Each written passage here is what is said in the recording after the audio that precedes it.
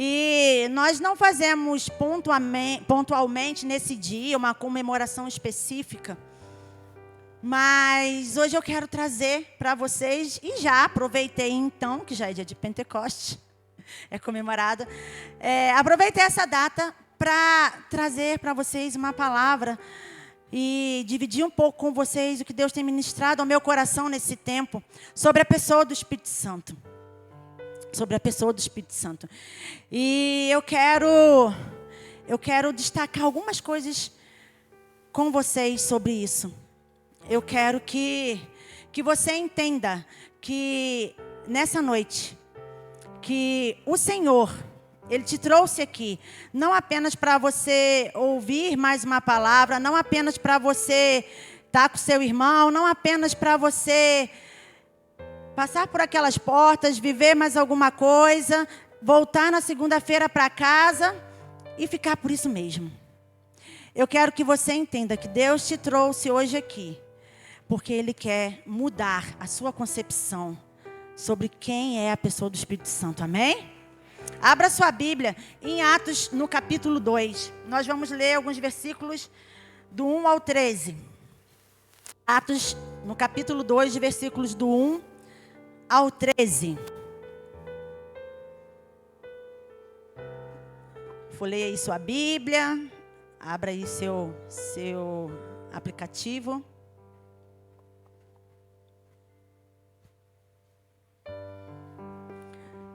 Diz assim o texto: chegando o dia de Pentecostes, estavam todos reunidos num só lugar.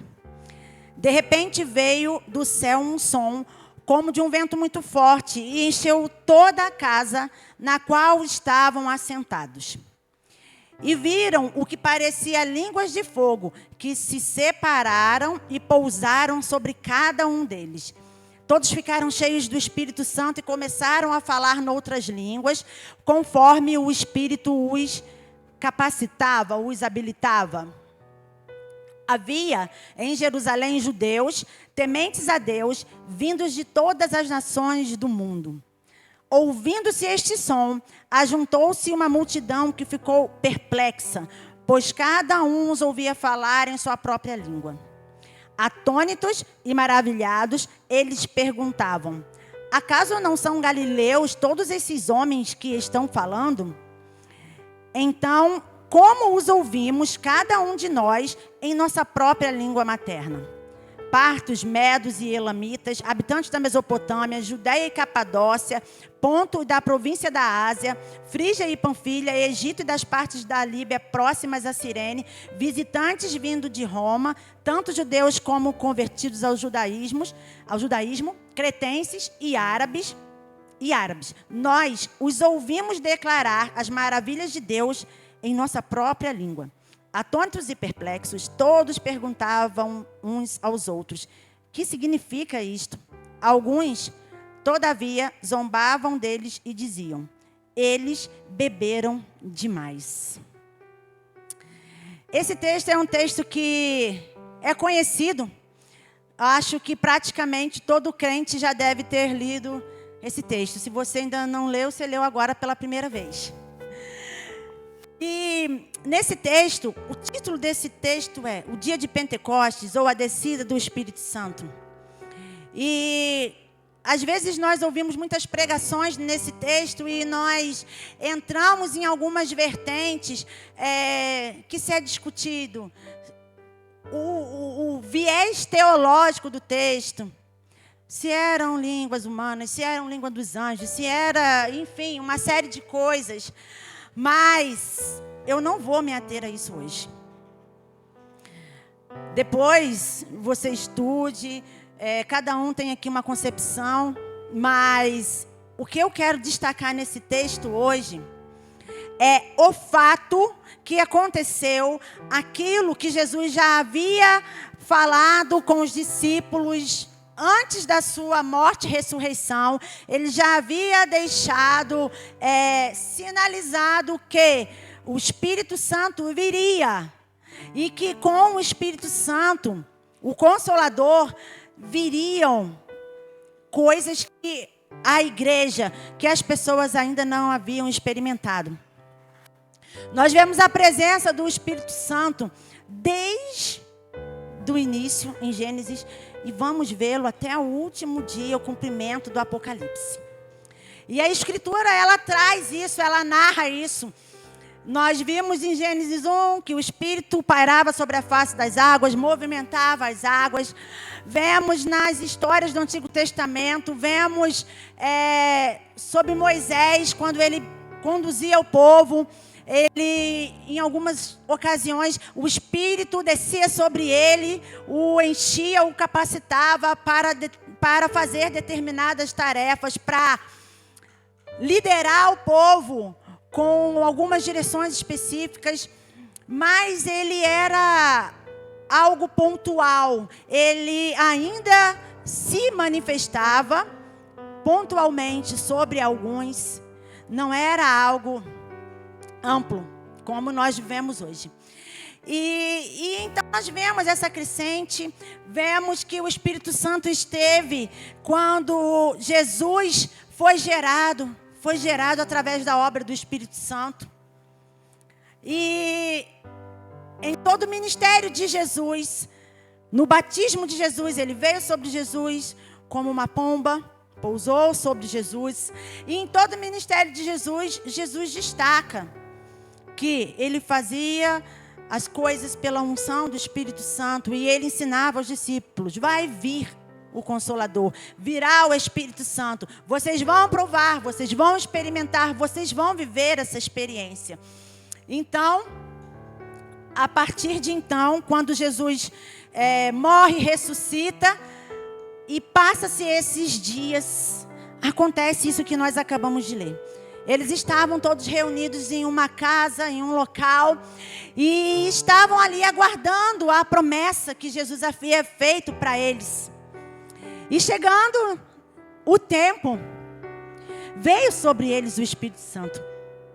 Veio sobre aquele povo que estava ali, o Espírito Santo.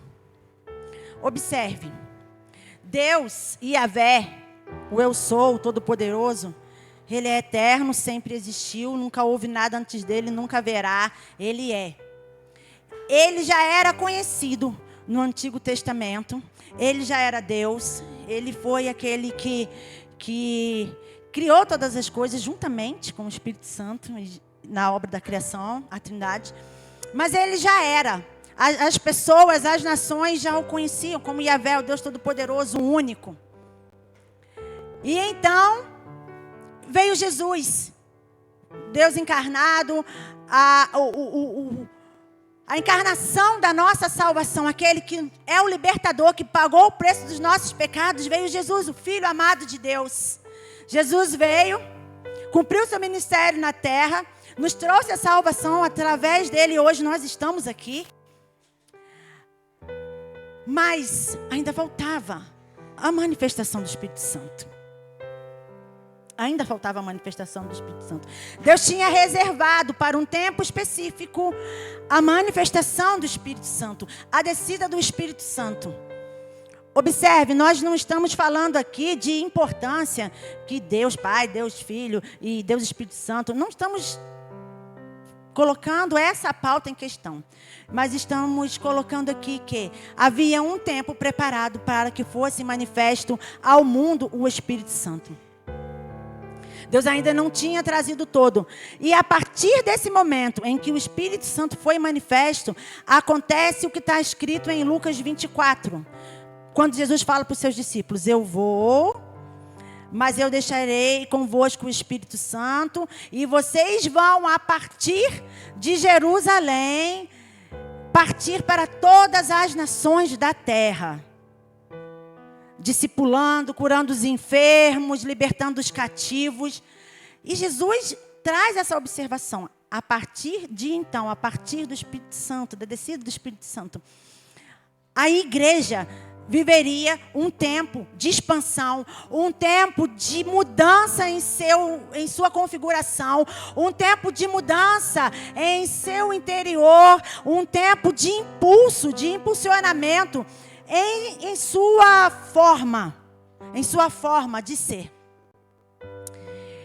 E então, quando nós falamos do dia de Pentecostes, nós estamos abrindo e inaugurando a promessa que Jesus fez à igreja, aos salvos, aqueles que creram nele, aqueles que aceitaram a sua obra de salvação. E nos versículos de 3 a 5 desse texto, quero destacar algumas coisas. A descida do Espírito Santo naquele dia, ela trouxe uma ampliação de tudo que Jesus havia estabelecido que fosse cumprido. Uma ampliação da missão que Jesus já havia estabelecido para a igreja, que Jesus já havia comissionado a igreja a fazer. E o evangelho de Jesus, ele é um evangelho que ele alcança todos, ele é para todos. Não haverá ninguém que não ouvirá falar de Jesus. E quando o Espírito Santo vem então, não só apenas o que se podia conhecer de Jesus, do nosso Deus Pai, como teoria, mas vem então o poder. O poder na pessoa do Espírito Santo. E nesse texto, podemos perceber que as pessoas que estavam ali, elas ouviram e viram aquele movimento. Várias pessoas ali. O texto fala, várias nacionalidades, várias pessoas com visões diferentes. Muitos daqueles que estavam ali, estavam aguardando junto com os apóstolos a descida do Espírito Santo. E quando ele veio, observaram, o texto destaca as palavras, as maravilhas que o Senhor estava fazendo. E esses creram e foram batizados. Foram esses que receberam línguas como de fogo. Por um outro lado, nós vimos também que tinha aqueles que ficaram perplexos. A palavra diz, atônitos. E maravilhados também. Porém, o coração deles não permitiu que eles vissem a obra do Espírito Santo assim como Deus trouxera. Com poder, com fogo, com capacitação, com habilitação, que a própria palavra diz. O Espírito caía sobre eles e os capacitava. Não viram dessa forma e falavam, não, calma. É algo realmente sobrenatural, é algo realmente extraordinário, sim, mas olha só, eu nunca vi isso. Então eu acho que eles estão bêbados. E hoje não é diferente desses dias para a igreja do tempo atual, para o mundo, para a sociedade do tempo atual. Quantos de nós vivemos um evangelho em que nós acreditamos em partes, em que nós vivemos de recortes feitos por uma cultura romana que foi ensinado à igreja, mas nós não cremos na totalidade daquilo que Deus tem para nós, porque nós moldamos a nossa visão e a nossa forma de pensar e selecionamos o que escutamos de acordo com padrões mundanos.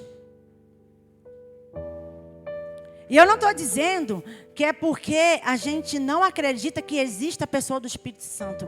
É que a gente não acredita naquilo que Ele pode fazer por nós e também através de nós. Infelizmente, as teologias, as ideologias, infelizmente, filosofia, sociologia e todo tipo de IA formatou o nosso pensamento e também o nosso coração. Nós nos tornamos céticos. Nós começamos a acreditar em coisas misturadas, em um evangelho diluído. Nós começamos a abrir concessões para aquilo que nos agrada entrar, mas aquilo que nos confronta, a gente mantém distância. Mas eu quero chamar a atenção para você nessa noite. Um evangelho que é só uma teoria, é um evangelho que não é o evangelho que Jesus ensinou. Deus é estratégico. Deus tinha para cada tempo, Para cada tempo da história da humanidade, Deus tinha um propósito. Deus tinha algo. E Ele trouxe o Espírito Santo para que nós, nesses últimos dias, pudéssemos ser a igreja que Ele quer que sejamos. Pudéssemos fazer aquilo que Ele quer que façamos. Pudéssemos nos mover naquilo que Ele quer que a gente se mova. A igreja tem um propósito. Quer você queira, quer você não, a igreja existe por um propósito. Você existe por um propósito. Você não veio enfeitar a terra, apesar de você ser muito bonito. Mas você não veio enfeitar a terra. Deus não criou marionetes sem propósito. Deus não criou seres humanos para viver, envelhecer e morrer. Deus criou seres humanos, filhos, para estabelecer os propósitos dele desde os tempos passados até os tempos que virão. E em cada fase da história do mundo, em cada fase da história da igreja, Ele levantou os servos dele e Ele deu a capacitação necessária. E o Espírito Santo é aquele que Ele nos enviou para que nós pudéssemos concluir a obra dele nesse tempo. Nesse tempo que nós estamos vivendo. E nesse texto de Atos, nesses versículos, há um destaque que eu quero falar com vocês.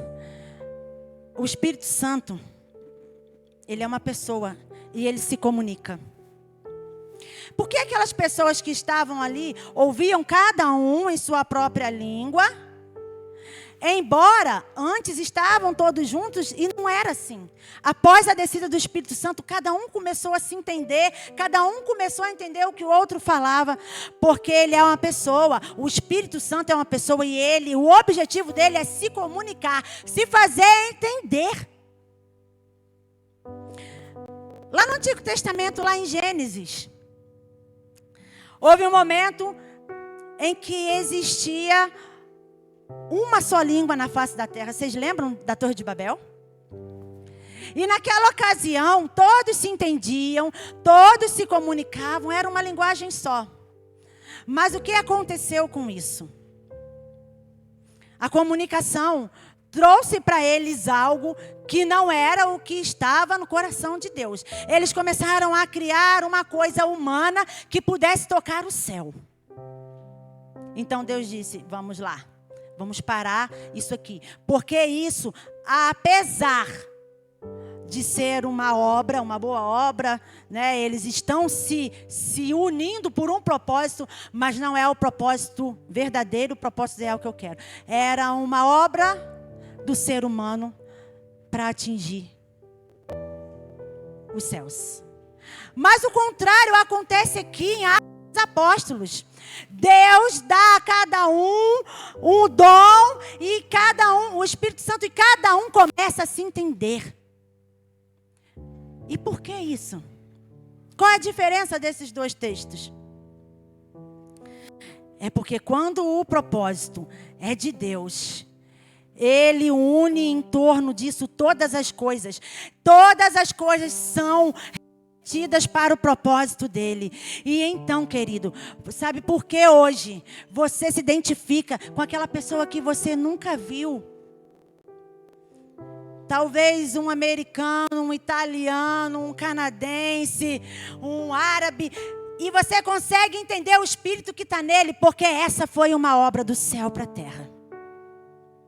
E Ele quer tocar você com essa obra. Ele quer que você se una ao propósito dEle. E que você dê lugar ao Espírito Santo. Para que Ele faça de você, com o seu irmão, com o outro que está em outro lugar, com o outro da outra nação. Mas que se ajuntem no propósito de trazer o céu para a terra.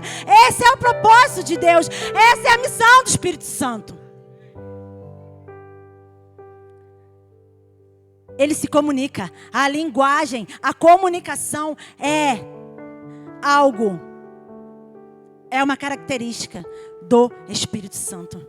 Você pode não conhecer a pessoa que está do seu lado, mas se ela falar alguma coisa, você percebe, você sente no seu espírito. E é para isso que ele veio. É para isso que ele veio. Então, que você entenda nessa noite Que você entenda nessa noite que o Espírito Santo, ele tem objetivos. Ele se comunica. Ele testifica. E todas as coisas que ele tem que fazer até o fim desses dias, ele irá fazer através de você, através da igreja. Basta que você entenda a obra dele e dê lugar a isso. E dê ênfase a isso na sua vida.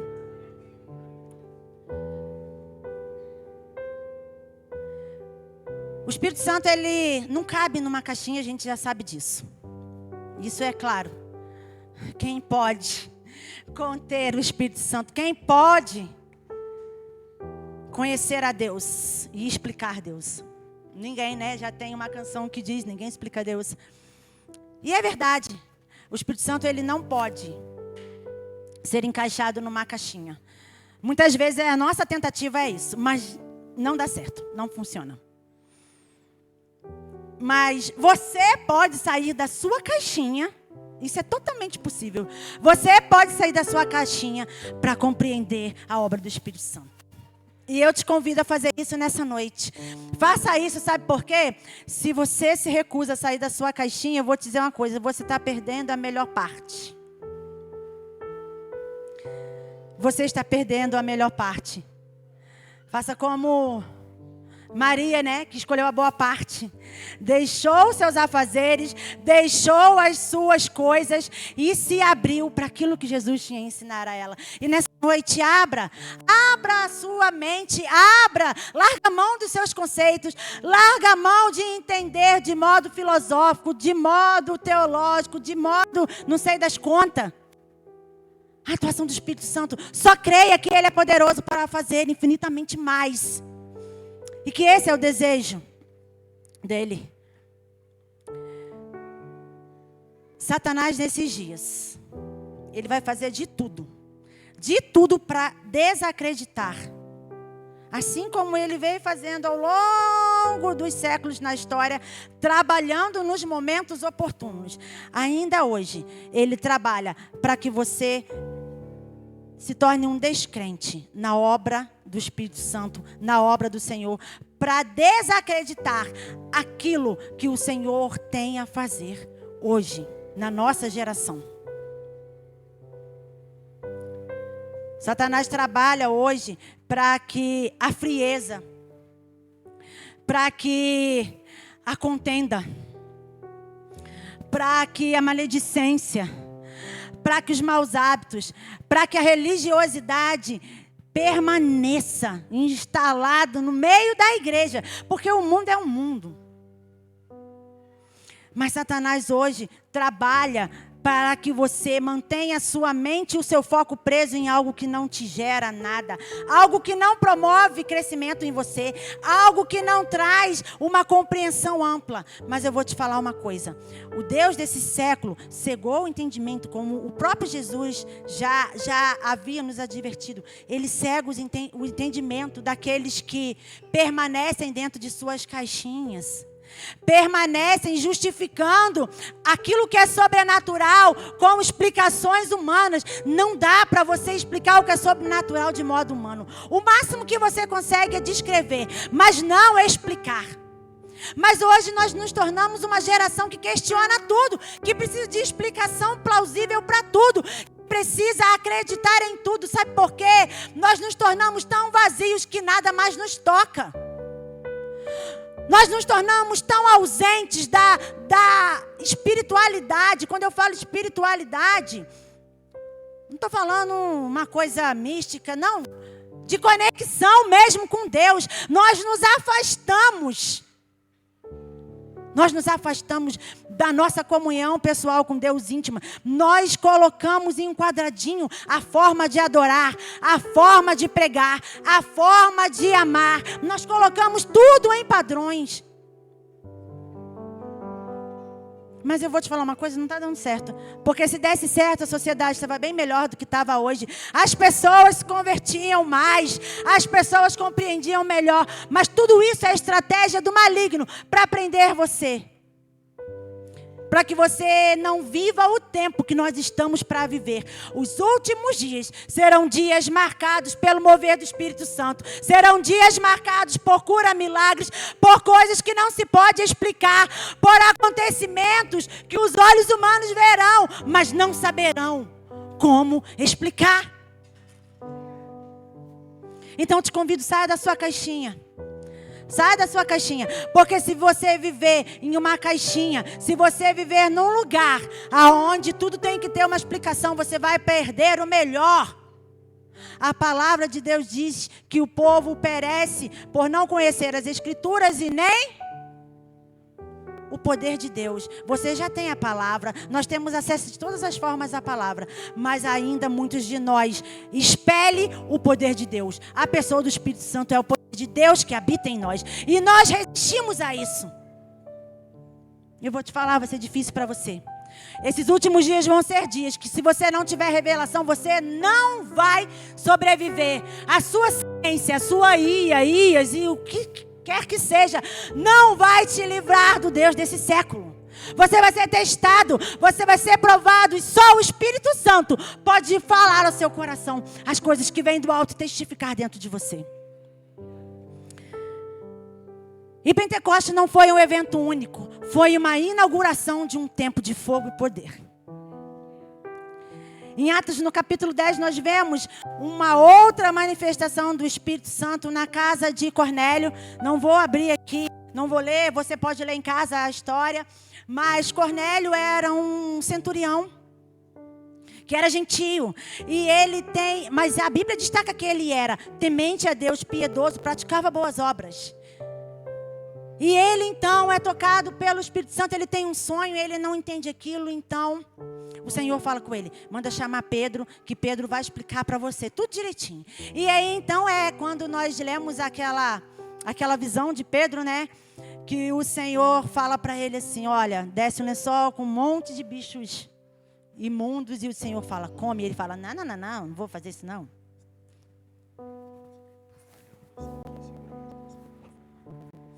E então, nessa ocasião, Pedro vai à casa de Cornélio e ele começa a explicar para Cornélio sobre Jesus.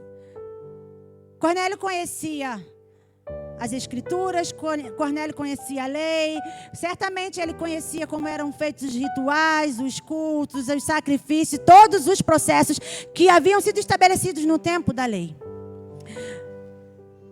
Mas ele foi tocado, ele teve um sonho. Ele foi tocado pelo Espírito. E então ele não entende. Então Pedro chega lá e fala, olha, Jesus que veio, que morreu, que ressuscitou. E Pedro começa a ensinar a ele sobre algo que não era apenas um ritual, uma letra, mas sobre um poder, sobre aquilo que Jesus veio e deixou como presente para nós. E no meio daquela conversa, as pessoas que estavam naquela casa foram cheias do Espírito Santo. E o texto diz assim, e caiu sobre eles o Espírito. E aí, alguns textos que falam sobre a descida do Espírito Santo, fala, veio sobre eles, caiu sobre eles. Mas, quando nós vemos nas Escrituras escrito, caiu sobre eles o Espírito Santo, nós podemos entender como uma força, um poder, algo de impacto que veio sobre eles. Porque quando uma coisa cai, ela não cai em câmera lenta, ela não faz trajetos diferentes para cair, a não ser que haja algo interferindo ali, mas ela cai. É a lei da gravidade. Ela cai e em alguns momentos ela se quebra, se espalha, os pedaços se espalham. E é exatamente essa a ideia desse texto. Caiu sobre eles com força, com poder, se espalhando, trazendo impulso o Espírito Santo de Deus. E eles foram cheios. E a partir daquilo ali, a vida de Cornélio, as pessoas que estavam ali perceberam o evangelho de outra forma. Havia então sido acrescentado a eles o poder de Deus. E hoje o Espírito quer cair sobre você. Libera aí o canal, libera aí. Sai da caixinha, abre a caixinha, porque o Espírito quer cair sobre você, pousar sobre você. Amém? E nós dizemos que na história do mundo, a história do mundo, né? Nós dizemos não, é um fato. É uma antes de Cristo e depois de Cristo. Essa é a marcação da história. Mas existe uma história escrita pelos céus, diferente da história da terra. Existe uma história que é escrita sob a ótica de Deus. É contada sobre o que Deus tem planejado para nós. E nessa história, eu posso assim dizer que existe o antes do Espírito Santo e o depois do Espírito Santo. E nós, glória a Deus, fazemos parte depois que o Espírito Santo veio sobre a humanidade, sobre a igreja. Glória a Deus por isso. Você pode dizer um amém? Você teve a oportunidade que os patriarcas, que os profetas não tiveram. Você tem a oportunidade hoje que muitas pessoas morreram querendo e que nunca vão conhecer. Você vive um tempo em que Deus quer dividir o coração dele com você através do Espírito Santo. Deus quer trazer os segredos do céu para você, para que você compartilhe na terra. Deus quer trazer as coisas do céu, as canções do céu, as palavras do céu, os movimentos do céu para a terra, através da presença do Espírito Santo que habita em você e que flui a partir de você. É por isso que a história escrita pela terra é uma e a história escrita por Deus é outra. Porque a história escrita por Deus é a partir do céu para a terra. A história da terra, ela vai ter um ponto final um dia, mas a história do céu continuará eternamente. Você tem dentro de você a eternidade. Você veio de lá e você vai retornar para lá e essa história não terá fim. Então, se renda logo. Não deixa para viver junto da presença do Espírito Santo só quando você morrer, for enterrado, for para o céu, não. Se renda logo hoje aqui. Se renda logo, abra logo seu coração. Porque com Ele você tem muitas coisas a fazer, a construir na história que Deus está escrevendo. Na história que está sendo escrita no céu. E eu vou te falar, nós somos a última geração. Nós somos aquela geração que vai anteceder a volta de Jesus. Ah não, pastor, já estou velho, vou morrer. Mas a sua geração, os seus filhos vão ser aqueles que, se você partir dessa para a eternidade, a sua semente vai ser aquela semente que vai anteceder a volta de Jesus e que vai preparar o povo dessa terra para viver o maior avivamento da história. E o que você está fazendo por isso? E o que você está construindo sobre isso? O que você tem ensinado ao seu filho sobre isso? O que você tem falado com as pessoas que estão ao seu redor no seu convívio sobre isso? Muitas vezes a gente dissemina mais o que é polêmico. Porque isso traz o põe fogo no assunto. Mas quer pôr fogo no assunto? Fale sobre o Espírito Santo. Quer pôr fogo nas pessoas? Fale sobre a obra do Espírito Santo. Fale sobre Jesus. Fale sobre aquilo que o Senhor pode fazer e vai fazer nesses últimos dias. Fale sobre isso. Fale sobre isso.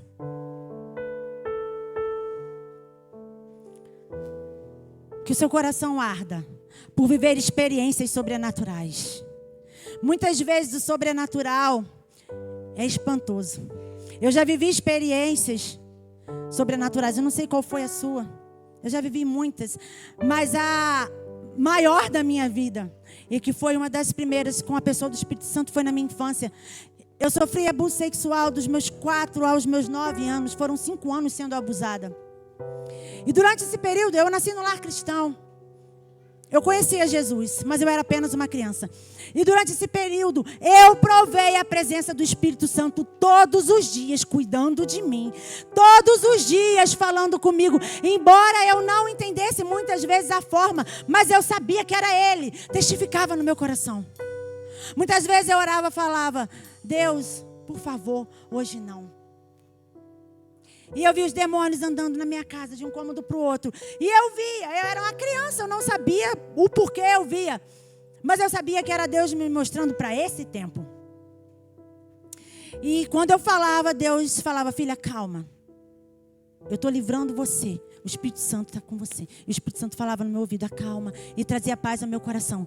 E eu passava mais um dia. Havia dias, porém, que isso não acontecia. Que eu passava por esse processo. De abrir feridas dentro de mim. E eu falava, me ajuda, Deus. E o Espírito Santo falava no meu coração, calma, vai passar. Você vai suportar. Eu estou aqui. Eu estou aqui. E depois que passava, eu sentia um calor dentro do meu peito. Eu sentia o meu espírito aquecido. Eu sentia que alguém estava ali comigo. Embora eu não compartilhei isso com ninguém nesse período da minha infância. Era muito diferente antigamente. Não havia um incentivo em relação a isso. Mas eu era acalentado, o meu espírito, a minha alma era curada pela presença do Espírito Santo. Essa foi uma das. Mas eu vivi tantas coisas. Eu não sei o que você viveu. Eu não sei se você não viveu.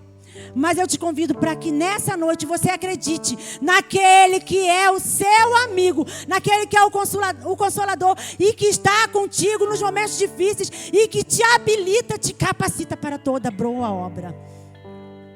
Ele é a voz no seu ouvido. Ele é o fogo no seu peito.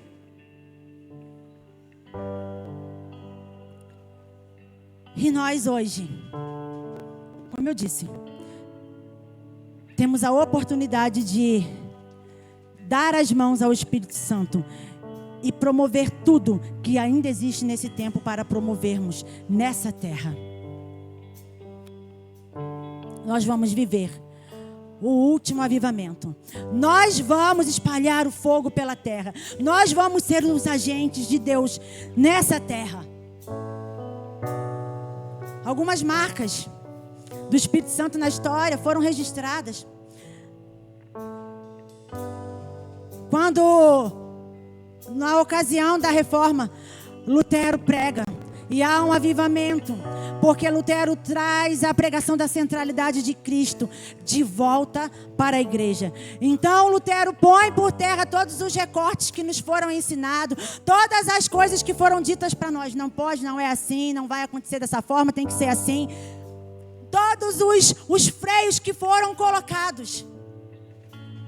Lutero traz e diz, Cristo é o centro de todas as coisas. Ele quebra com as estruturas de religiosidade. E há um avivamento em sua época. O grande despertar do século XVIII na América do Norte, quando as pessoas se reúnem em suas casas e começam a orar, buscando a presença de Deus, e começam a ministrar a palavra do Senhor uns aos outros, cheios de amor, e começa a alastrar pelas casas, e as pessoas se ajuntam cada vez mais, e isso incendeia a América do Norte. E isso traz uma mudança naquele país. Isso traz uma mudança na história daquele país. O avivamento da Rua Azusa, que se dá no início do século XX, nos Estados Unidos, foi uma marca da manifestação do Espírito Santo com dons espirituais, com curas, com milagres. As pessoas nas ruas viram e viam, dia após dia, o Espírito Santo operar, trazer o sobrenatural. Em cada etapa, o Espírito Santo trazia algo. O avivamento de Gales, que ocorreu também no início do século XX. E esse contexto transformou aquela nação. Pelo ensino da palavra, pelo ensino das Escrituras, aquela nação foi transformada. Era uma nação fria, era uma nação que já estava distante de Deus. Mas o Espírito trouxe a palavra de volta, trouxe o olhar do povo para o ensinamento verdadeiro das Escrituras. O avivamento na Escócia também foi um movimento que trouxe restauração, trouxe arrependimento. E então, tantos outros, o de Toronto e alguns outros que nós podemos destacar na história. Esses são os principais. Mas eu vou te falar, todos esses marcaram a história do mundo, a história da igreja no mundo. Mas o maior vai ser visto ainda por nossa geração, e você fará parte dele. Se coloque de pé. Se coloque de pé.